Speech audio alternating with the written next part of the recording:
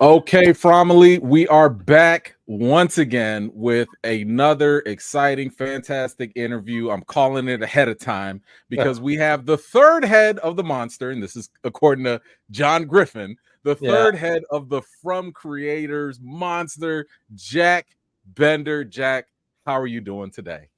As I said, I'm doing well in this crazy world. Awesome. And I'm not talking about the From world. I'm talking about our world. Of course. Yeah, but I'm good. Thank you. How are you? I am super well now that you're here because as I'm sure many people that are tuning in are gonna want to know answers, and maybe we'll get them. We'll get them. But here's the thing: so you serve as not only executive producer on From, but you also direct many of the episodes as well. Yeah, I direct the majority of them. Yeah. Many of them that I really enjoy too. Can you give us a little insight on the collaboration process? Like, does John just write up the script and show it to you, or like do you like how does that work behind the scenes? I would say that John and Jeff and I and John created this show and had developed it with Jeff Pinkner and Midnight Radio, and it took a while. And Jeff and I go back to both doing Alias together and Lost for a while. And so Jeff and I are old friends, and we've always wanted to work together on something.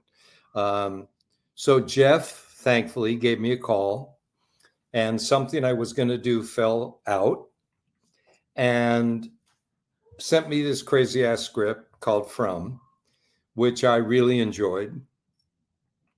And the very first phone call I had with John, and after Jeff and I had talked about it, knowing we were going to shoot it in Canada and various things like that, I said I was going to speak with John and Jeff. And so I've got 6 dogs I live with. Talk about crazy. My wife and I and kids. So I'll shut the door because I hear them. So in any case, I got on the phone with John, and after introductions and how much I like the script and stuff, I said, okay, tell me what the fuck is going on with this town. What's the deal here? And John launched into a incredibly detailed. I kept picturing a professor at a blackboard, with the tweed sport coat, going down this endless list in a history class of going back. John had figured out the whole Rubik's Cube puzzle of the show and why it all took the shape it took. At a certain point, I was getting a little dizzy with the passage of time and various things. And I said to him, okay, I got to stop you. I said, if I do the pilot, and we join, it feels to me like our task is to create a world that's unique and threatening per your story, and yet filled with characters we're going to care about. Because first and foremost, I think all good storytelling, and certainly that was true in Lost, but anything really good, you have to relate to the people. For me, it has to have that element of human drama. Whatever the screwed up obstacle course that these characters are going to be going through, whether it's supernatural or horror or political or whatever the hell it is, you've got to care about the people. And I said, and I really responded to the potential of that in the show.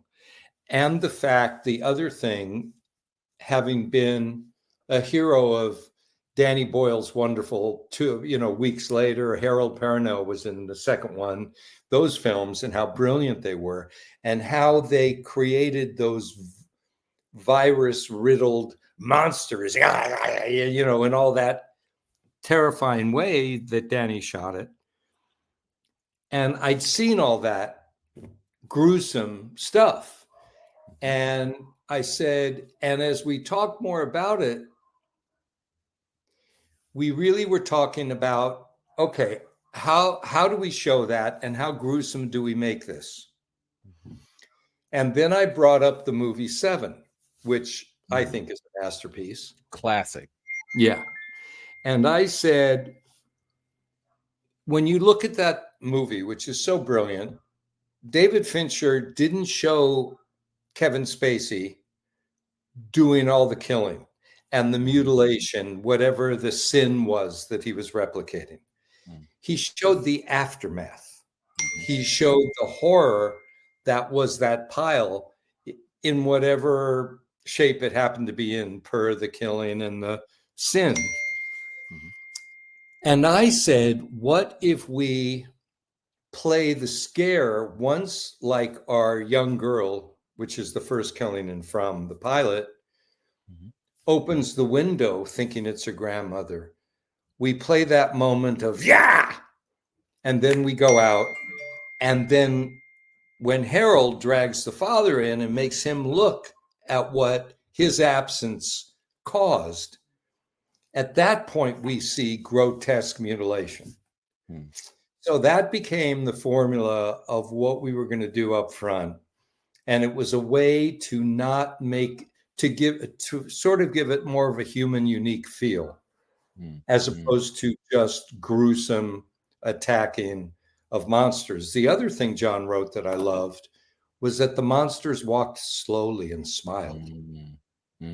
And it was myself and our team that came up with the iconic, John said at one point, well, the monsters were all around the last generation of people who were here, humans. And I came up with everybody, iconic, the milkman. Let's come up with iconic. I've been obsessed with milkman ever since I was a kid. That's a different story. But I paint them all the time using a lot of white and whatever. They're very strange. In any case, that became sort of the feel, that became sort of the look and the feel of these monsters. But I said, as John wrote and created, they know they're going to catch you. So they don't have to run. They don't have to do, and grab onto you and rip your skin away. Similarly, when I did Game of Thrones and did the Hodor episode.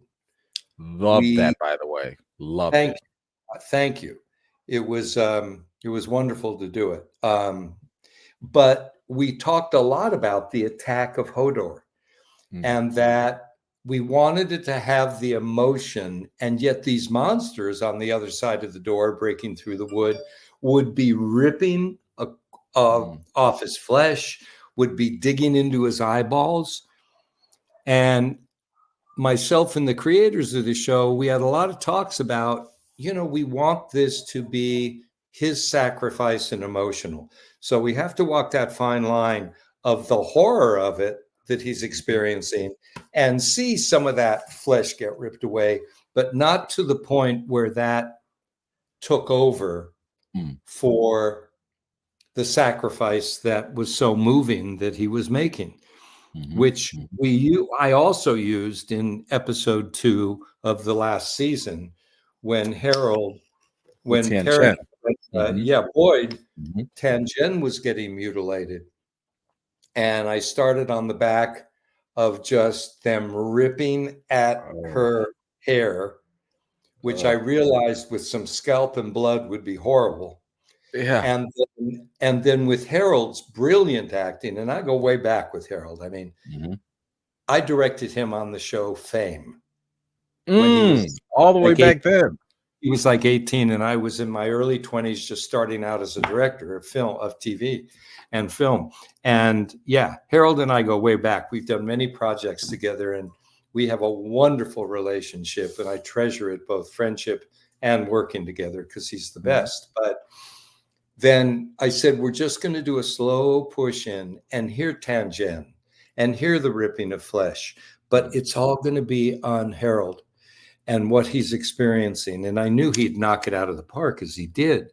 And then John Griffin wrote in the second episode that we see those flashes when he's walking back to the sheriff. after he's laid the body in the church, which was, so it's a combination that's a long way to answer your question.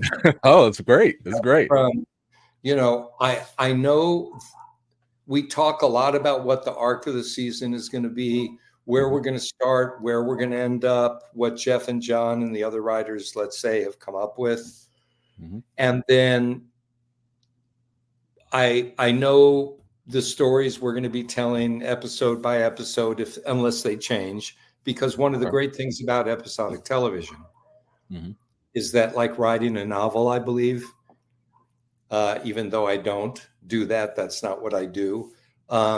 You're never sure how long it's going to be, because you don't know when you're going to go with one character down the alley that you didn't think he'd be driving or she'd be driving through, where there's a flat tire and a dead body and whatever else there is. And that's the beauty of, I think, creating episodic television these days, especially with the freedom we have on streaming and not network with commercials. You get to go places, even though you know the big picture. You get to go to those little things that happened frequently on Lost, and that was 22 episodes. So there was plenty of room to do that. So we work very closely together. And when I get a script and I go, what the F is this? Or am I going to do with this? Or how do I, or whatever? Are we sure we want this? We all put our heads together and we have this 2 out of 3 very creatively friendly. The 2 out of 3 vote trumps maybe the third. Sure. And we trust each other enormously. And we have reinvented scripts, 2 days before shooting, or scenes or sequences. So it's very collaborative. And the team up there, the production team, is exceptional. And they give us the room to do that and still pull off what we need to pull off. That was a very long answer. I appreciate every word of it. I love it. I mean, this is, first of all, you jumped into some great points that I want to kind of go back to. Right. But I totally appreciate that. So for in the pilot, the first 8 minutes, because that's actually what inspired, first of all, me to just jump into this series. Oh, really? But it inspired me to, it inspired me to create that, the From Challenge, where I tell people, if you watch the first 8 minutes, you will know whether you want to watch this show or not. Like, just watch the first 8. If you love it, keep going. If you don't, it's not for you, right? So, was that the way John wrote it, or was that part of that collaborative process to be like, maybe we should shoot it this way, and boom, that's going to be where the intro comes in, and I don't know. I would say it was either a combination, because you also have this thing called editing, where you suddenly go, you know what, that scene should be here. And yet, and John's pilot went through a lot of incarnations, and yet I think we pretty much shot what was on the page eventually, and what we all agreed should be on the page, and what John delivered, which was a wonderful script. And we got lucky with our casting really wonderful actors. If you held a gun to my head and said, what are the first 8 minutes of the From pilot, especially having finished what I just finished in the last 4 months up there, I'd go, oh my God, I don't know.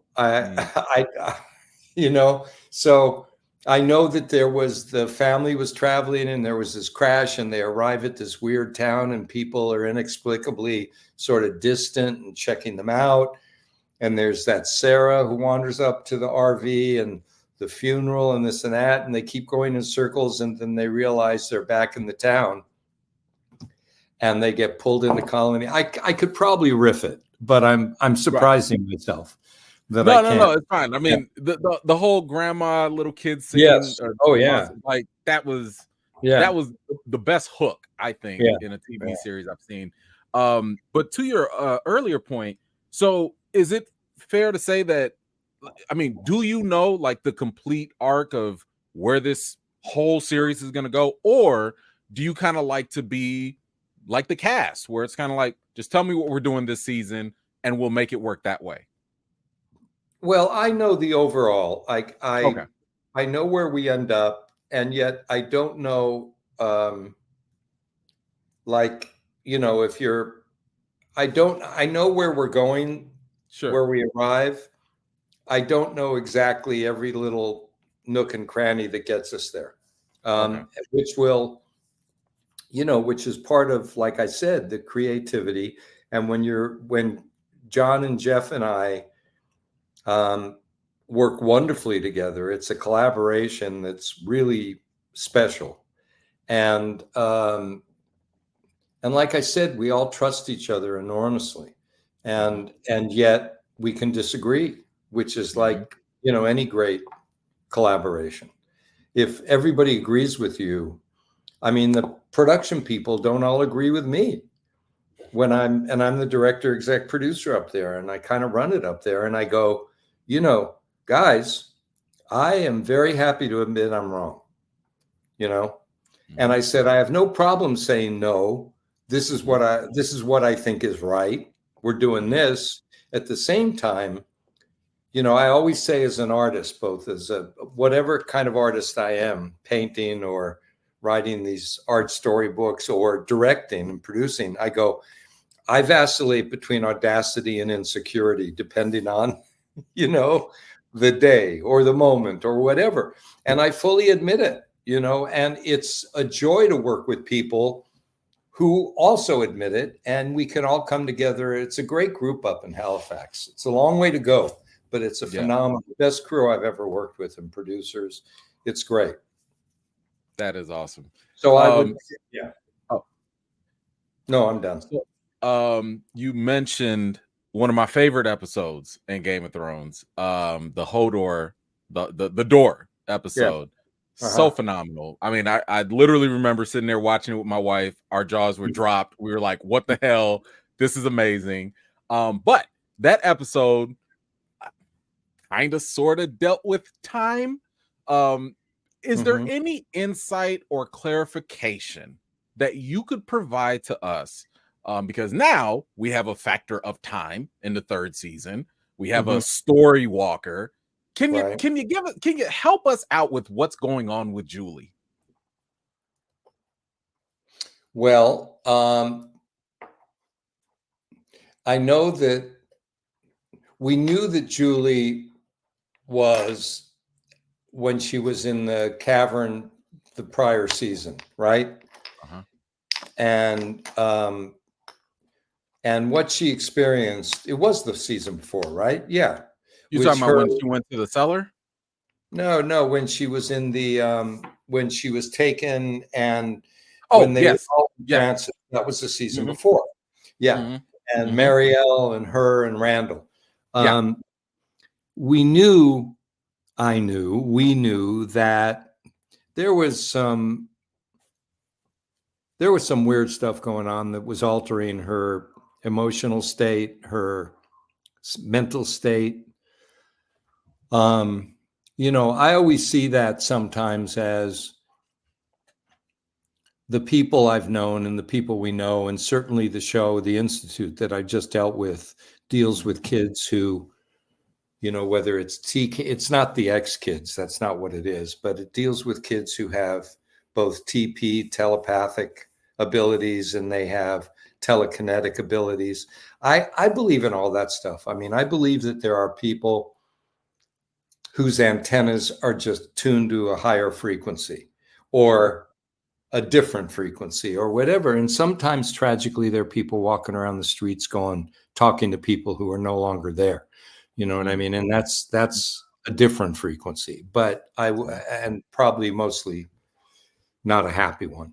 But I do think there are people who are who see that stuff and hear that stuff. And I think that what John has called a story walker, which came out of his head, I think that's going to play a part as we progress. You know, she foresaw her father being killed, right? At the end. Yeah. And tried to warn him.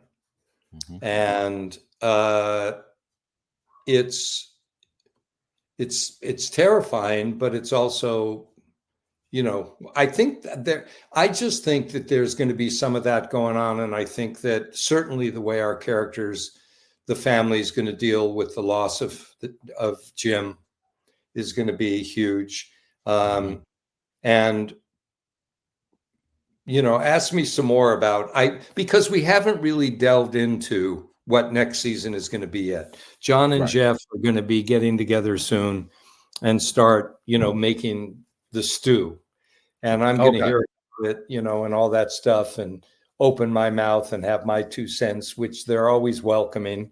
And sometimes my 2 cents has changed things, you know, here and there, which is really gratifying, because we all end up going, oh my God, you know, or somebody on our crew or whomever it is. Mm-hmm. So it's a very collaborative group we have, which is rare. There's no, this is the way, you know. So to be clear, season 4 script not done yet. Not done yet. Okay, but it's a work in progress, and once you get it, you'll get to throw in your 2 cents. Just to clarify that for the audience. Well, yeah, but I also think that there'll be a lot of conversations before that John and Jeff and I will have that we'll talk about before pages are written. That we'll talk about where we're going and why and how.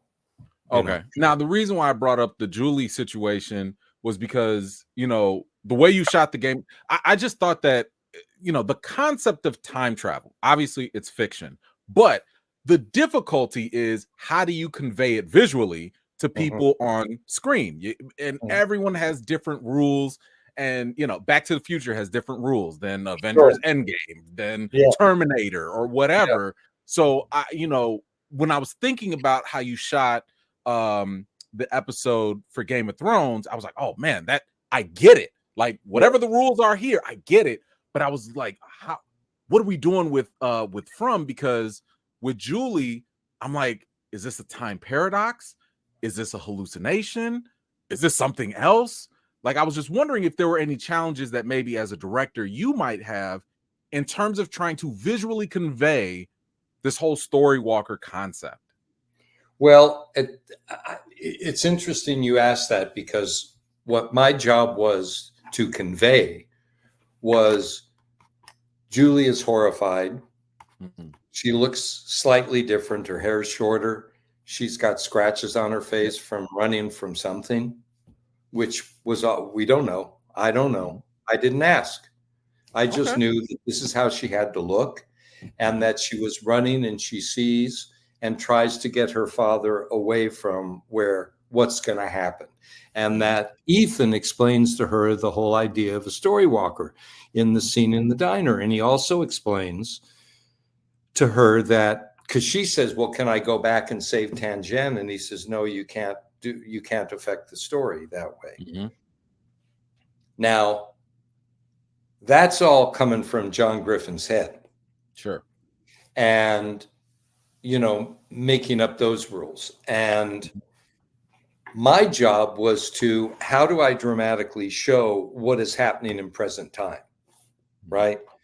When I did a very iconic episode of Lost, which was called, it was not Penny's Boat, it was Desmond and Penny.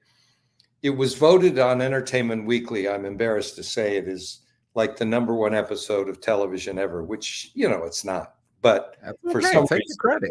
No. I kept reading the lists, and I had, you know, 4 or 5 on the top 10, 15. And I'm going, and then it was, The Constant, it was called. Okay. And it was Desmond going back and forth in time and finding it. And I remember we talked a lot about that then, which was when he goes from one period to another, and it was kind of consistent, back to a certain time, and then back to present time, and then back to that same time in a different situation. So we weren't traveling all over time. And we talked about all the bad ideas, all the sound effects you could make, all the blurry images that you could, you know. And what we decided, and directorially, I said, well, what if when he's in the barracks, because there was a transition when he's in the barracks and he's in the military, and he's having a nightmare or something, and he grabs onto the metal frame of the bed, cot he's sleeping in. And I cut to that. And then I cut to him holding the seat of a helicopter in present time that he's taking off in. So that directorially, I came up with this tactile, I'm going from one period to another through physical, what I'm touching, whatever it is, both in his head, his mind, wherever. But that was going to be the visual transition. The guys who created Game of Thrones so loved that episode, they said, listen, and they'd asked me before to do the show, and I never could. They said, we have an episode that we really would love you to do. And Bubba, it ended up that I was available, and I happily said yes, thanks to my wife, who said, go do it. It's going to be great. But it was dealing with time travel. And I guess once again, I decided with them not to do any fancy ass effects, but just put the audience where they need to be and where they need to get to. Mm-hmm. And so I would say the same thing with Julie. Now, what's coming up next season with her? And I don't have an answer for that. Okay. May involve more of that. And I may then want to come up with some cinematic language that does that. Okay. I don't know that we're going to be dealing with that, but it's kind of where we left her off, right? Right. But actually, I think, go ahead. Finish your thought. No. So that was it, so I don't know what's coming, but I believe, I'm a director who I don't believe in style over content. I believe in style and content coming together. So that's to say that I hope what I do has a style. When with the DP and I who shot the pilot, we talked about off-center framing, right? Like if you and I were, by the way, I love your off-center. I'll ask about that later, but continue. Yeah, well, we talked about that, and that, if this was our shot and we can't go quite that anamorphic, but then, you wouldn't be there or I wouldn't be there. And we talked about what if that's the framing we use as a rule, because it will both put us a little off center and it'll also be what the fuck is coming in the frame? What's coming in, and keep you a little bit on guard. And that has become something that is stuck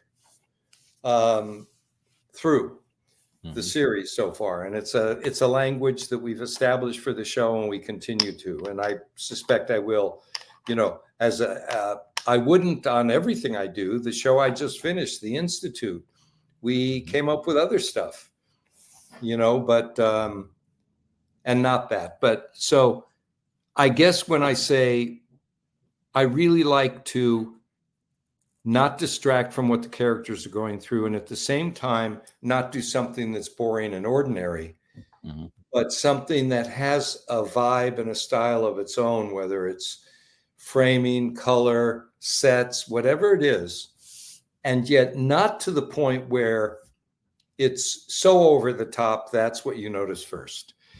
So I'm glad you mentioned the off-center framing, because that was actually something I was going to ask you about, which is how intentional are you when you're shooting something in terms of, putting a character off to the side, just so audiences know what we mean by that. And there's something in the background, and, I don't know how much you're engaged with the fandom or not, but a lot of times we're like, okay, we know that guy's there, but what's that back there? What's in that painting? How intentional is that? Or is that just stylistic? No. Well, sometimes it's both.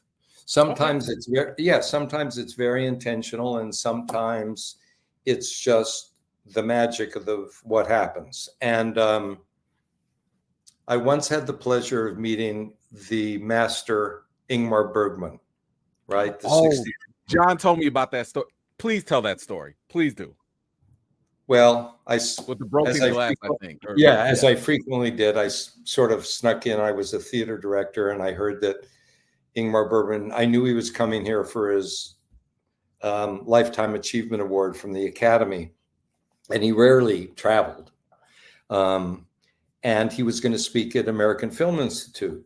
And I was working with a director who was very well known. He got invited, and all the elite of Hollywood got invited. I didn't get invited, but I managed to get in using a connection or two, and also being good at getting under the wire, So at one point, Ingmar Bergman was asked about the movie Shame. And I talked actually to, who was it? Well, I'll get back to that. But we talked about the last shot in the movie, and the young student at AFI, and he was younger than me, said, in that shot, Liv Ullmann and Max von Sydow are pulling a broken cart filled with their belongings from the war they just survived. And it's this bleak Nordic landscape. And in the wide shot, there is a windmill on the right of frame. If I'm saying it right, it's in the shot, and it's a broken windmill. One of the things is broken. And the guy said, so obviously, Mr. Bergman, the broken windmill represented and symbolized their broken lives. So my question is, did you write the broken windmill into the script, or did you just find a location with the broken windmill? And he paused for a moment, and he said, when you're creating in the right way, the broken windmill is always there. Mm. In other words, if you are open, there'll be a broken windmill or some such thing that you can use, whether you've pre-designed it or not, and it will tell part of the story. So I would say sometimes it's good fortune, that something's there, and sometimes it's random and the fan will pick up on it and, give it some importance. So it's a combo. So I think John called it the happy accidents, while you guys are shooting. Yeah. But now that I have you here, I think that I had John and Jeff kind of debunk some things. Okay. I would love for you to debunk. First of all, is there anything out there, from the fans, theories, whatever? Is there anything that you've heard that you would like to debunk and say, guys, no, it's totally not that? I don't know, simulations, aliens, whatever. Yeah. Well, I would say it's not that, but I would also say, having lived through, I was on Lost from season 1. JJ Abrams did a brilliant pilot, and then I took over the show, running it and directing the majority of them. And God knows there was a lot of that going on. Right. In fact, I believe we were the first internet sensation where people would talk about our episode all week. It became the electronic water cooler, which was part of what gave our show, the dialogue that it got. It was crazy. Yeah. So, and that now is multiplied exponentially with everything that people are connected by and what they talk about. I don't spend a lot of time looking at that stuff. I know John does. And so I don't know that there's anything I would debunk, like the fact on Lost, everybody was dead. Even after the pilot, everybody wasn't dead. What happened, happened. And as pissed off as people were for the final episode, which I was very proud of. But nevertheless, that's a different show. I would say that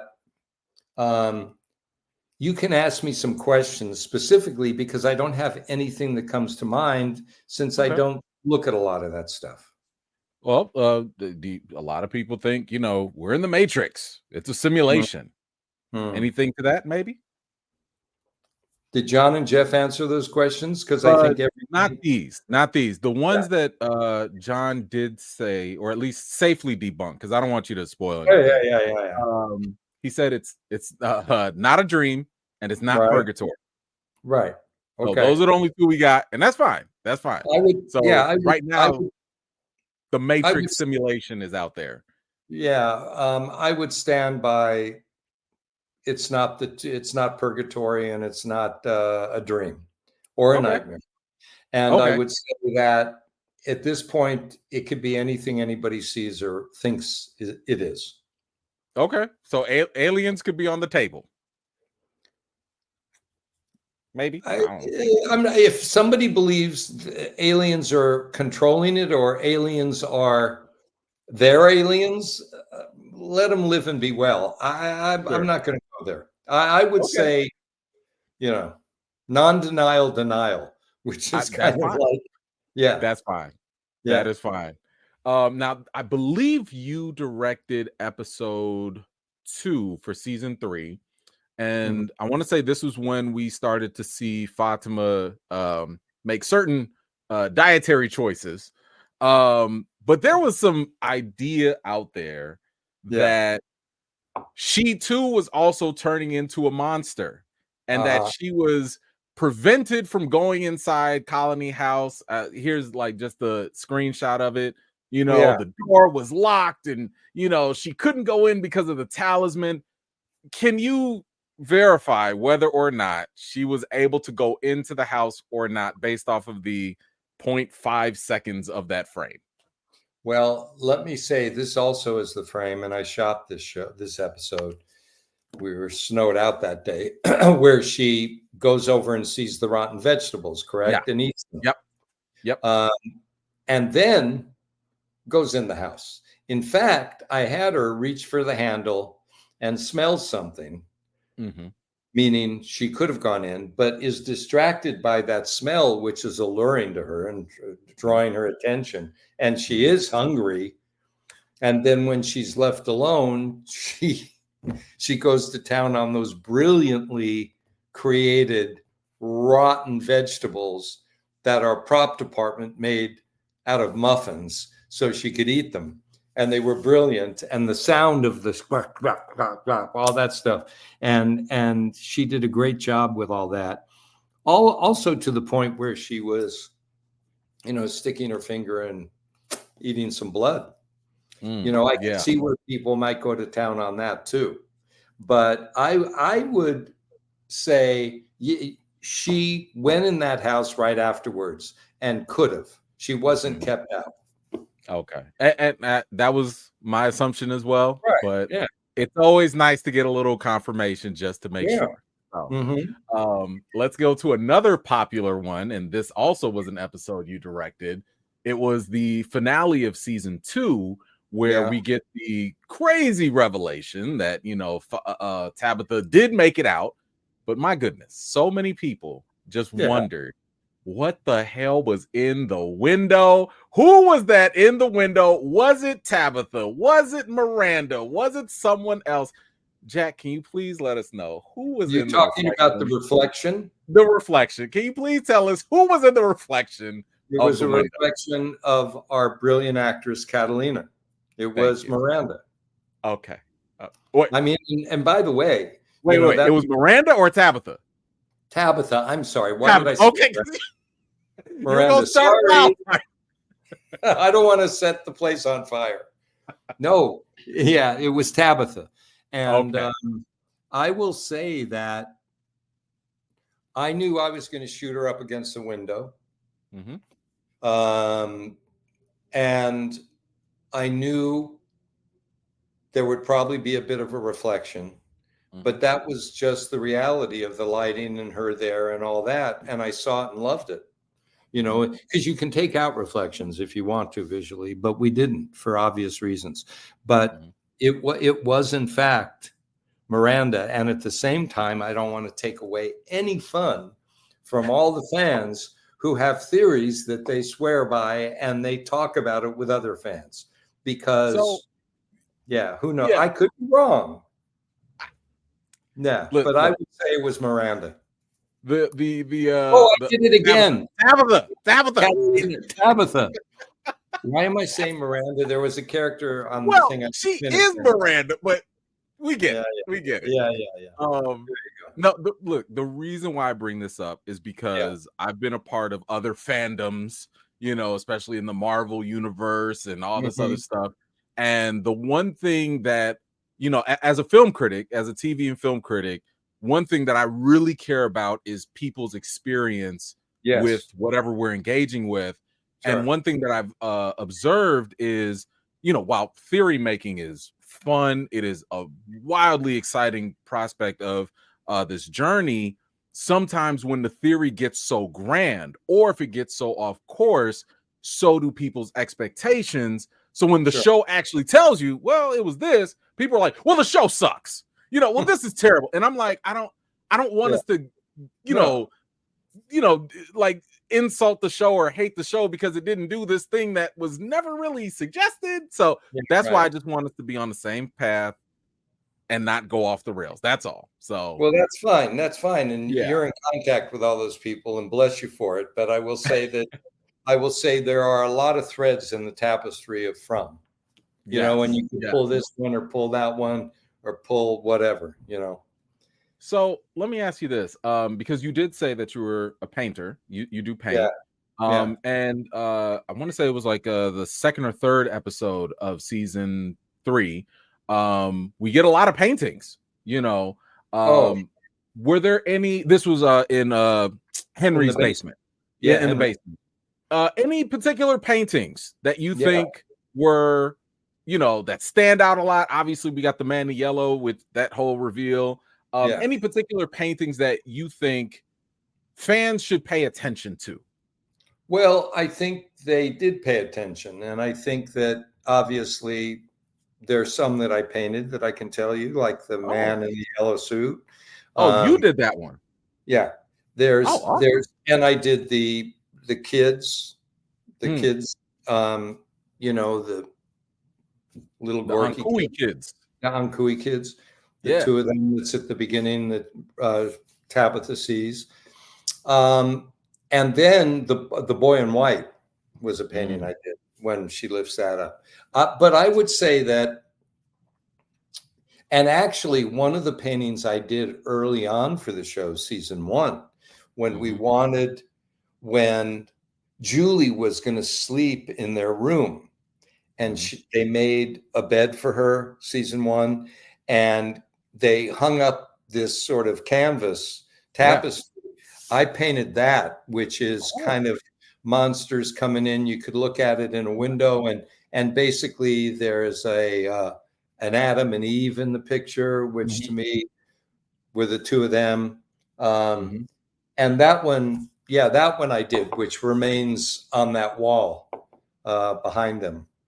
And so there are a number of paintings I've done, but with Miranda specifically, it was fun because I knew, in fact, this is a funny story. There's a painter, Michael Lewis, who helps design a lot of the monster bodies and helps design all the mutilated bodies. And he's brilliant. He's also a really good artist and painter, better than I am. My stuff is somewhat ragged and I could do a portrait of you probably, and you would know it's you, but it's not going to be a photograph of you. You know what I mean? It's that kind of and stuff. Now, Michael Lewis is really talented, and he and I had a couple of paintings that I wanted to put in her basement, like the kids, the Ankui kids, like the boy in white, like the man in yellow, in the yellow suit. And Michael was doing a lot of the other ones. And Michael, I went into his studio at the studio, and paint was everywhere. And he says, you know what? I'm trying to paint like you. And I said, oh, that must be hard. He says, well, yeah, because I'm much more precise. And I figure that Miranda is fucking crazy. So there's no time that she doesn't sit there meticulously. She does it quick. And he said, so I started painting with my left hand. And he's right-handed. And I said, boy, that's interesting, because he didn't want to make it perfect. And he's enough artist that, if I painted with my left hand, it would really look insane. But for him, it just was out there enough to be good for Miranda. But he's a brilliant painter, and he did a lot of that too. So that was fun to have that to play with in the show. Yeah. So I'm glad you brought up. First of all, the did you do any of the drawings, like the crayon drawings and stuff? No, that was one of Kaelen. I wish I knew his last name. Okay. And he was so amazed that we used it in the opening titles. We used a painting of mine, and a lot of his drawings, and he couldn't believe it, that his Victor drawings. But he's a really good artist too, and he did all those. I never did. Okay. I did one or two that are up in Victor's room, but okay. But just that. But he did a lot of those. No, I was gonna say, because the one thing a lot of fans were talking about was your painting of the boy in white in Miranda's basement. He didn't look like a boy. He looked a little older. So I was just wondering, was that intentional, or was it like, no, that was just my interpretation of the boy in white? And we do see him obviously growing up. I didn't. Yeah, he was wearing those weird white short pants and the white shoes, and he was pretty geeky, that boy in white. And in one of my books, I've got another kid. I tend to, I guess for some reason I paint that kid a lot. And there was a guy in Ireland when I was doing Game of Thrones. He was an extra. And he had this elongated, like Giacometti, the sculptor is my favorite, long face, thin, big eyes, long nose, and he was great looking. And he used to sit on the set, kind of shy, and wait. And he was the stand-in for, what was his name, who was in the sled because he couldn't walk, and they were, he was a major character in the show. I'm blanking. But he, at one point I said, would you mind if I took a picture of you? Because I may want to paint a picture of you. And he went, what? And I said, really, just a picture of your head, your face. He said, okay. And he told his parents that the director of Game of Thrones took a picture of me and wanted to paint me. And the parents were like, you're out of your mind. Why would anyone want to do that? And I did it, and it's a really cool portrait, which I eventually sent to him, the picture. Nice. Nice. But so I guess I'm drawn to those sort of odd, geekier people, whatever. So the boy in white is a little bit of that, why you may think he's a little older. Okay, because there was some theories out there that the boy in white, or teen in white, whatever you want to call him, he kind of looked like a Michael Emerson in white clothing, and we have the Lost connection. And you're not wrong, because I know Michael Emerson's face and I love it. So and when I was a young painter studying with a brilliant painter, I said, why is it easier for me to paint older men? And he said, because older men or men tend to have exaggerated features, which you can kind of exaggerate with the way you paint, as opposed to, like, whenever I tried to paint my daughters when they were little, they always ended up looking like my wife, who's beautiful, but they didn't look like little kids. Right. And there's a particular art to painting children. And so it wasn't supposed to be Michael Emerson, and it was supposed to be the boy in white. So that just speaks to my, even though I did study, my inability to capture a kid. We'll call that a happy accident as well. Okay, thank you. Yeah, I hope people have fun with that. So, all right, I know you didn't direct this episode, but probably one of the most memorable episodes was episode 7 of season 1 with the Colony House massacre. We saw the that classic shot of Smiley over the banister. But I think one thing that people have been asking about, maybe you can shed some light on this, is we've started to have some, in a weird way, favorite monsters. One of them being Jasmine was a favorite one. And then we also saw this young lady, I don't think we got the name of them, but it seems like at least in the last episode, maybe there were only 12 monsters, so some might have been missing. Can you shed any light on like where's Jasmine or where's the other young lady? Like, or is there something else to that? There have been monsters that we all loved, the way they looked, the way they moved, and we do our best to get them back. But sometimes people have lives, right? Sure.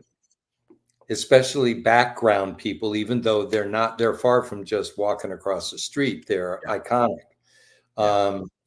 And I did direct a good part of that. I don't want to be ungracious of that episode, including that shot of Smiley. We did. It was a very difficult, when I heard conceptually from John and Jeff that we were going to be doing an episode, and I used a director for that episode I'd seen her short film. She's very talented, but she hadn't directed that much. But I really was impressed with her short film that she wrote and directed, and a few things I'd seen that she had done. When I heard, and she got scheduled to do that episode, when I heard that episode was going to be the episode where the monsters get loose in Colony House, I went, that is really hard to pull off. Because conceptually, just all those monsters wandering around Colony House, doing what they're doing in this one and that one, it wasn't easy. And I said to John and Jeff, if I were directing that episode, I'd be worried about it. I'd be worried about pulling it off. But, like I said, balancing between insecurity and audacity as I do, I'm worried about pulling it off all the time. I kind of know inside, okay, I got this. But the truth is, I want my game to be on, and I want to be, I want to deliver. It's real important to me. And so we had to do some reshooting on that. And I said, and she was involved, and I was there doing it too. And I said, listen, had I directed this episode, there probably would have been a certain amount of reshooting too, because it's conceptually a really hard thing to pull off. Sure. But that shot of Smiley was definitely, something that, whatever. That was a classic shot. Sticks in my mind to this day. I think that might have put Smiley on the map. I think it kind of did. You're right. And he's this great guy who's kind of shy, and he's going around now, horror conventions and stuff. I love to see it. I love to see it. So this was an episode you did. I believe it was season 3, episode 3. Everyone is wondering, with the whole tarot card situation with Tilly, we did not get to see what the tarot cards were going to say. Do you know what tarot cards were going to be revealed before it got interrupted by the crow, raven, bird? Okay, here's the truth. I knew we weren't going to see them. Wait a minute. I knew she was shuffling, and I wanted to know that they were on the other side. They were the real deal, and we did, and we had the real ones. And she put out what she put out. But I knew I didn't want to show that. So honestly, I don't know what they were. I mean, that's really true. It's the truth that's crushing. Because I think we're all sitting here like, wait, what does it mean? Is someone gonna die? Is someone like it? So I understand. Probably that's what one of them said. If it was a glass tabletop, I might have put a camera under that. But it was an old case. Yeah, it was an old wooden table, and like there would be in Colony House. So I don't have an answer for you on that one, but it probably, you could probably come up with, if you really know the tarot and the studying of that and what that all is, you could probably come up with some scenario that you think has played out, but Sure. that was not our intention. Or I should say that was nothing that I worked to achieve. Okay. Maybe fair I should. enough. Yeah. No, fair enough. So this has more to do with an episode you did, and I don't think you did this the follow-up, but this was in season 1, episode 4. This is when we were dealing with the flashback for young Victor. And we actually see I did the first 4, so yes, I did. Yeah. That. So yeah, you did this one. We see the motel sign. But this time, I think it says Star Magic at the top. But when we fast forward to season 3, episode 5, this is when we get something a little bit different, where the top of the motel sign is no longer there. Is that something significant, or can you shed any insight on why the motel signs are a little different? That particular part of the sign, Star Magic or whatever that is broken. It's not there. There's just the frame. The weather is harsh and from. And I would say that it was broken because time had passed. Okay. Because there was, when we talk about the whole off-centering and all, again, I don't. You didn't do episode 5, right, for season 3? Okay, I know, but like when it comes to off-centering, it's just one of those things where like it seemed very intentional of like, hey, pay attention to this motel sign that's all the way on the side of the camera shot. So I was just trying to see if there was any significance with the change, but that makes sense that it fell off. Well, Victor was a little boy then, and right, there were a few little differences in the town. Of course. Yeah. This is another popular question that I'm sure many people would love your insight on. What can you say about the name Maboose? We see it here on, Henry, like while he's there, and it's popped up many different places. Can you shed any insight or light on Maboose? Well, it's not on Cooey, I'll say that, which came out of Griffin's head. I would say it's whatever you want it to be, and whatever significance Maboose has to you, go with God. Okay, because people are really thinking, what is this? It's I see it here, I see it there. So okay. One thing that John and Jeff talked about was the joy in how us fans are able to kind of find all the clues, breadcrumbs, that you guys have intentionally planted. Yeah. Now that we're at season 3, or with the conclusion of it, are there any breadcrumbs or clues that you are proud of, or that you're excited for us to pay more attention to? I would say everyone, this sounds like, once again, not answering, but I would say every breadcrumb that is picked up by fans and led them somewhere is great. And breadcrumbs are definitely intentionally scattered around story-wise, visually. And so I think the joy for us is that the fans care enough about the show and believe in the experience of From, that they care about those breadcrumbs. So I wouldn't want to deny any or lead anyone to a particular one and just say, it's an Easter hunt. Keep going, man. Easter Go to town. Yeah. Go to no town. pun intended. But yes, I got it. So I'll ask a couple more. I definitely want to respect your time here as well. And thank you again for just, my pleasure. You're great to talk to. Oh man, I appreciate that. So one thing I didn't get to ask John or Jeff was about the last scene that probably had all of our jaws on the ground. What was it like when you found out that Jim was gone, and what was it like shooting that scene? And if you can tell us who the hell is the man in yellow, anything. No, I won't tell you about all of that. I won't tell you that, but it's a good question. Sure. I had to try. Yeah.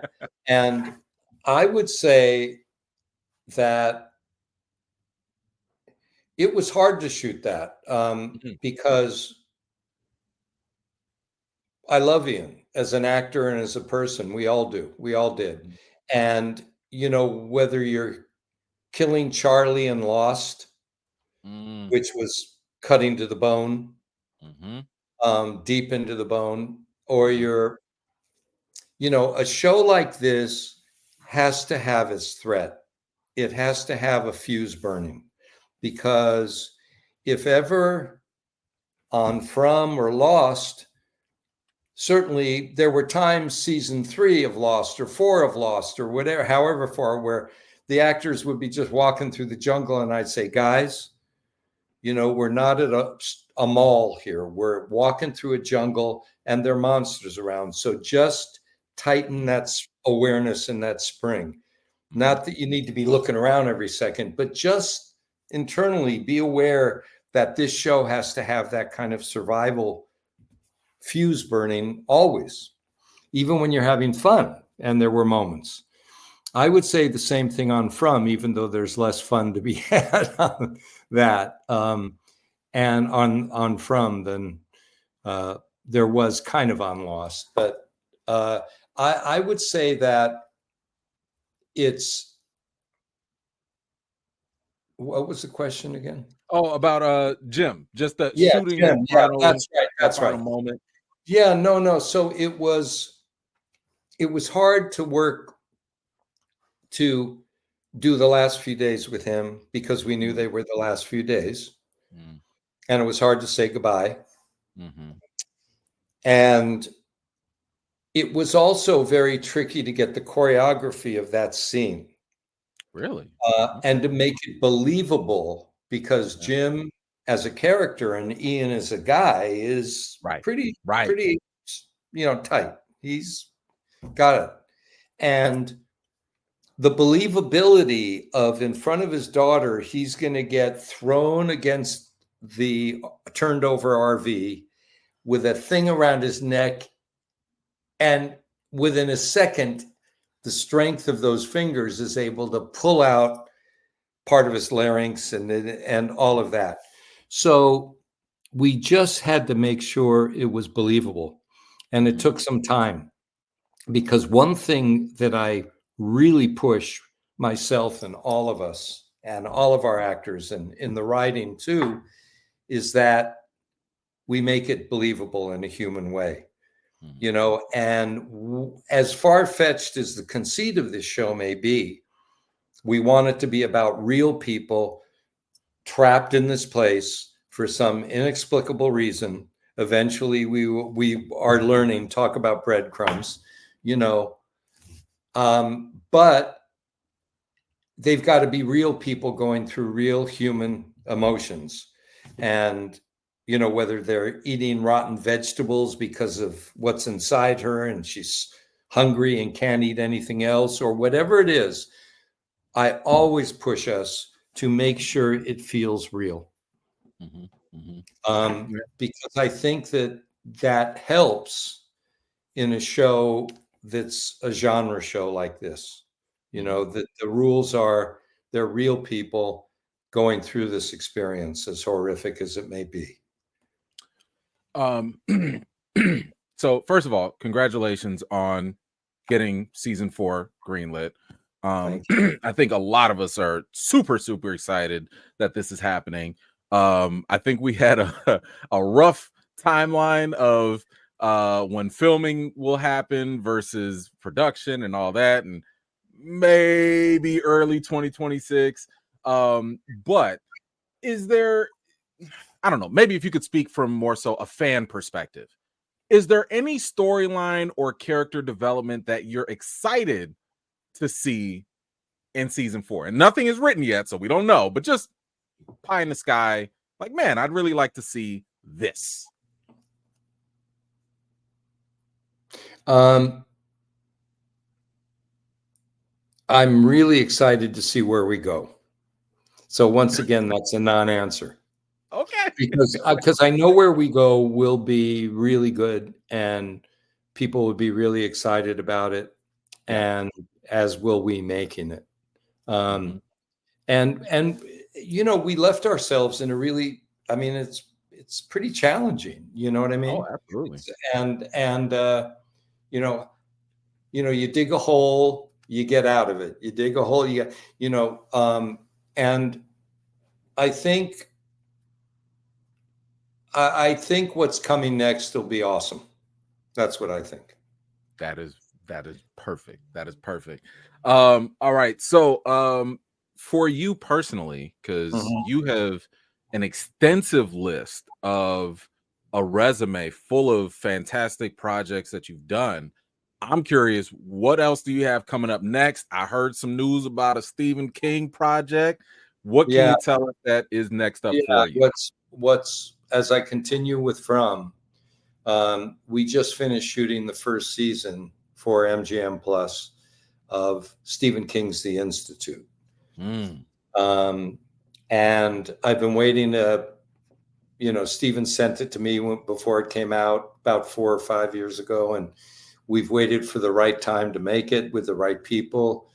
And I think it's going to be, it's going to be terrific. And we have wonderful actors, Ben Barnes, Mary Louise Parker, and a group of, I would say, young teenagers, as opposed to little kids, who are amazing. And so I think it's going to be really good. I'm really excited about it. I'm just in the process of editing it and starting to do post on it. And it will be out sometime, I don't know, summer of 2025. I don't know, somewhere in there, or maybe fall, depending. But it's good. It's Stephen and I. Stephen loves the book. I love the book. It's got a lot of fans, and I think it's going to be pretty damn good. Awesome. Jack Bender, director, executive producer, and amazing artist, talent all around. Oh, I want to thank you so much for your time today. Once again, I want to thank you for your work on From. I think everything you have set out to do, whether it's to make us feel, whether it's to make us jump, whether it's to make us cry, you have captured it and done an amazing job. Thank you so very much. Well, you know what, Emmanuel, that's high praise, because if you can really do 2 out of 3 of those things, you're doing pretty well. So this was a joy. You're great. I'd love to talk to you in the future whenever the time arises and you want to, or something's up and we're going to, whatever it is. I look forward to talking with you again, and I thank you. Oh, man, it's going to happen. It's going to happen. Once again, Fromly, there you guys go. Jack Bender, if you haven't already, go rewatch From, because there's so much stuff that you guys missed in the first season, second season, third season. Go rewatch it. But once again, thank you so much. Appreciate you for your time. And I appreciate all the fans. I really do. It's great. All right. Take care. Be well.